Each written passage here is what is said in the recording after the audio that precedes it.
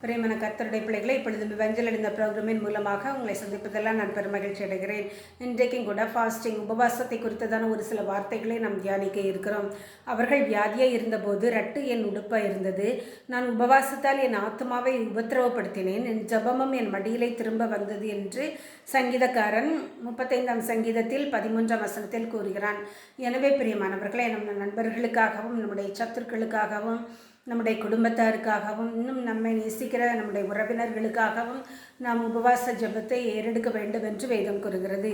மட்டுமல்ல, என் ஆத்மா வாடும்படி உபவாசித்து அழுதேன் என்று சங்கீதம் 69:10 கூறப்பட்டுள்ளது. நம்முடைய வாழ்க்கைக்காக, நம்முடைய பாவங்களிலிருந்து விடுவிக்கப்படும்படியாக, ரட்சிப்புக்காக நாம் உபவாசித்து ஜபிக்க வேண்டும் என்று வசனம் நம்மை அறிவுறுத்துகிறது.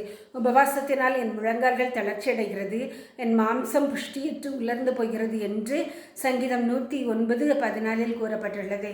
ஆவி உற்சாகம் உள்ளதுதான், மாம்சமும் பலவீனம் உள்ளது என்று நாம் காண்கிறோம் அல்லவா? எனவே நாம் உபவாசித்து ஜபிக்கும் போது நம்முடைய சரீரம் பலவீனப்படுகிறது என்று நாம் அறிய கடவோம். ஆதலால் நீங்கள் இப்பொழுது உபவாசத்தோடும் அழுகையோடும் புலம்பலோடும் உங்கள் முழு இருதயத்தோடும் என்னிடத்துக்கு திரும்புங்கள் என்று கர்த்தர் சொல்லுகிறார் என்று யோவேல் 2:12 கூறப்பட்டுள்ளது. பிரியமான கர்த்தருடைய பிள்ளைகளை நம் உபவாசத்தோடும் கண்ணீரோடும் ஜபத்தோடும் விண்ணப்பங்களோடும் நம் கர்த்தரிடத்திற்கு திரும்ப வேண்டும் என்று ஆண்டவர் நம்மை வலியுறுத்துகிறார்.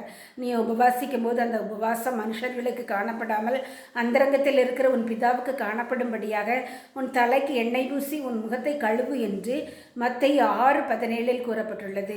பிரியமான கர்த்தருடைய பிள்ளைகளை உபவாசிக்கும் போது உபவாசம் தேவனுக்கு மாத்திரம் தெரிய வேண்டும், மனிதர்களுக்கு தெரியக்கூடாது என்று நாம் அறிவோமாக. நாம் ஜபிப்போமா? அன்புள்ள பரமபிதாவாகிய கர்த்தாவே, அப்பா, நாங்கள் உபவாசித்து ஜபிக்கும் பொழுது எங்களுடைய ஜபத்தை கேட்க வேண்டும் என்று சொல்லி ஜபிக்கிறோம். தகப்பனை, எங்களுக்காகவும் உறவினர்களுக்காகவும் சத்துருக்களுக்காகவும் தேவனாகிய கர்த்தாவே, எங்களுடைய குடும்பத்தாருக்காகவும் நாங்கள் உபவாசித்து ஜபிக்கும் பொழுது எங்களுடைய ஜபத்தை கேட்டருளும் சுவாமி. உம்முடைய நாமத்தை மகிமைப்படுத்தும். இயேசுவின் நாமத்தில் ஜபிக்கிறேன் நல்ல பிதாவே, ஆமென்.